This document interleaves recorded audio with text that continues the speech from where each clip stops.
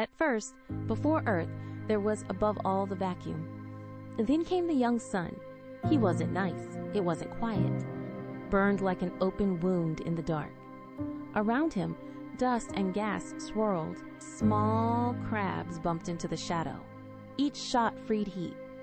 Every bump changed everything. The solar system was still a violent construction site. There were no continents. There were no seas. There were only fragments, sparks, and a fierce light that chased them. In that invisible sea, matter began to choose a direction. And right there, in the midst of disorder, something began to grow. But to become a planet, the dust had to survive the fire first. In the dust disk, the fragments were not small for long. They touched, they broke, then they reappeared. Gravity was invisible, but it worked without respite. Pulled towards the center, slowly, stubborn. The rocks were in bigger and bigger bodies. Some were just glowing crumbs. Others were already irregular masses, rovents, unstable. Each collision was a start in destruction together. Then the sky wouldn't have been nice to see. It would have been full of globes, splinters, material code. Yet in that chaos, the earth was taking shape. Not like a perfect globe, like a creature who learned to stay together. When Earth was big enough, it wasn't a house yet. It was a sphere of fire. The surface melted under its own weight. The rocks still did not form a real crust. Everything was magma ocean, slow and bright. Heavy metals broke into the center. The lightest substances went up. So without noise, the planet began to differentiate. Iron disappeared deep. Around, the nucleus was prepared. Above, a lava shell continued, reflected the light of the distant sun. It was a young and brutal world, and the worst was yet to come. Then came another heavenly body, huge, violent, very fast. Scientists call it Theia, but no one knows for sure how it was. Of course, his encounter with Earth was devastating. The blow raised rocky material in space. Rocks fused, vapors, incandescent debris. For a moment, the solar system seemed to hold its breath. The Earth was mutilated, deformed, even warmer than before. And around it broke a bright cloud, like a crown of ash and fire. Something would have been born from that cloud that still accompanies us today, but then it was just a ruin ring. And nobody looking at it would have imagined the moon. The material expelled from the impact did not disappear. He remained trapped in orbit, warm, fragmented, restless. The fragments were joined shortly, first a cloud, then a record, then a more compact, firmer body. The moon was born without public. He was not yet the silent companion of our heavens. It was a world in formation, lit by the reflection of the earth. His presence slowly changed everything, established the inclination of the planet. He led the future tides that one day would move the oceans.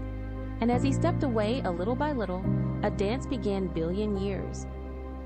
After the fire, the time came slow. The earth began to lose heat towards space. The surface remained unstable for a long time. Fractures were opened, they closed. Lava flows crossed landscapes still without name, but little by little, the planet stopped being only a furnace. The outer areas were solidified into a thin crust, fragile, off, always ready to break again. Above it, the air was heavy, hot steam charge and gas. Every cooling millimeter was worth a century. And under that rising surface, the earth continued to change shape, like she was finally learning to stay still. Then the steam appears, first invisible, then heavy in hot air. The temperatures went down enough to change its destiny. The steam gathered in dark clouds. The clouds opened, and the rain fell. Not a gentle rain, a rain without respite. Beats on the new rocks filled the conche. Look for the fractures. Some waters may also come from frozen bodies in space, perhaps from meteorites and comets. The precise truth, in part, remains open, but the result is clear. The Earth began to collect water, and the roving planet began to preserve the first sign of future life. Water remained not as long as rain only. He looked for the lowest parts of the planet. It filled with riots, basins, wounds of the crust. Naked liquid stretches still peep, still boiling on the margins. The steam went up and down in continuous cycles. The rocks cooled a little more. The surface changed color. Where before there was only fire, a dark vastness of water appeared. It wasn't the sea we know yet. He was younger, fiercer, more chemical.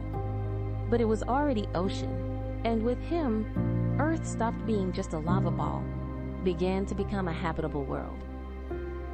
The new Earth was not quiet, but he was more stable than before. The crust was thickened at times. The internal heat was still looking for a way out. The first oceans remained there, retained by gravity and descending temperature.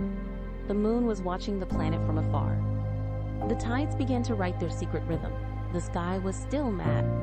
The air was still different from today's. But the planet had resisted.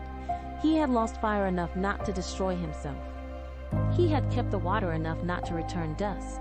And this fragile balance was the real beginning.